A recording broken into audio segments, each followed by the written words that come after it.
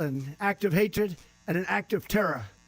It was a crime against our entire nation. It was a crime against humanity. I am determined to ensure that the animal who perpetrated this atrocity pays the steepest possible price. Fox News alert, FBI investigating the shooting of 2 National Guard members as an act of terror, as the DHS confirms the suspect is an Afghan national who entered the U.S. on a visa under the Biden administration. Fox News contributor and former NYPD inspector Paul Mauro joins us now. Paul, you've done a yeoman's job of covering this tragic story breaking, and you yesterday were one of the first to tell me you felt this would be considered an act of terror. What do we know now, and why do you see it as this act of terror? Well, first of all, the way the fact pattern played out, right? So he comes around the corner. There's a whole group of National Guardsmen. He starts firing into a group, right? That argues it's likely a suicide mission. You get a suicide mission, you start thinking that, okay, we likely have an ideological purpose here. So just under those facts, and you're starting to get into a political ideological purpose, you start to get into the terrorism realm. Then you have the fact that it's happening on federal territory. All of Washington is federal territory. That gives you federal jurisdiction. Now pretty much all you need is the fact that he did it for an ideological purpose. And remember something. The people he shot are also federal employees. As federal agents of the federal government, it brings you under that rubric of a federal charge. So when this all washes out, assuming it's just him, he's either going to have a terrorism charge or an attempted murder charge with a terrorism enhancement. Either way, the T word's going to be there. So this 29-year-old was brought over under the Operation Allies Welcome, of which some 90,000 came under that in the wake of the disastrous withdrawal from Afghanistan. What else have we learned about him? Fox talked to the CIA director, John Ratcliffe, saying that he may have been part of working with the CIA operation.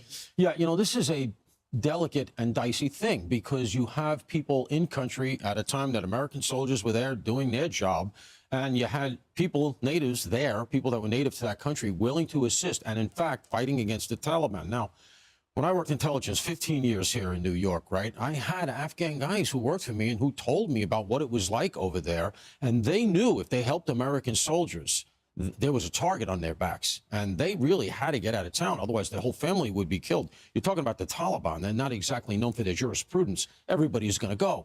So a lot of those people, the American government vetted and brought in.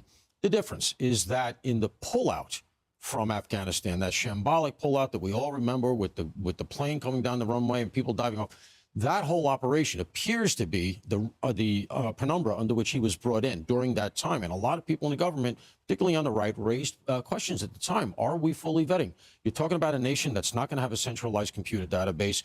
Identities are going to be vague. Your affiliations are going to be unclear. It's hard enough to vet people coming into this country from a European nation, let's say. Never mind from a place like Afghanistan. And that's why questions were raised. And I think those are the questions they're going to be looking at. And the biggest question is the motive. We don't know the motive. That's Yesterday, right. the press conference officials not putting any information out there. It's not even clear that FBI or investigators have had a chance to interview or question this individual. But put your investigator hat on. What do you think we need to learn, and where does this go? So we're going to do all the usuals here, right? You're going to see if he's going to have a phone, right? So you're going to scrape the phone. They'll get into the phone. It may be hard, but they'll get in. You're going to look at that, any social media, do interviews, etc. But there is a nuance here. Very often in terrorism cases, it's a little bit counterintuitive the way it goes with the perp himself. Getting them to talk very often is not the problem. It's getting them to shut up. And what I mean by that is they're all over the place because they do these sorts of things to send a message. So if they survive it, they want to talk to you. They want to recount all of their grievances, the reason they did it, set themselves up as a hero. I wanted to be a martyr, et cetera, et cetera. And you'll get a disjointed narrative, some of it quite spontaneous. I had this, and the guy was talking to me from the minute we had him. I had him in the ambulance, he's talking to me, in the emergency room, he's talking to me.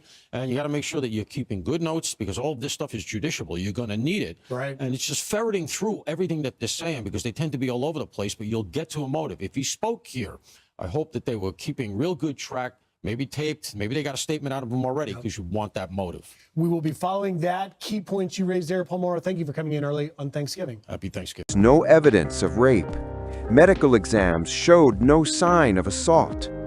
One of the women, Ruby Bates, even recanted her story, admitting she had lied under pressure.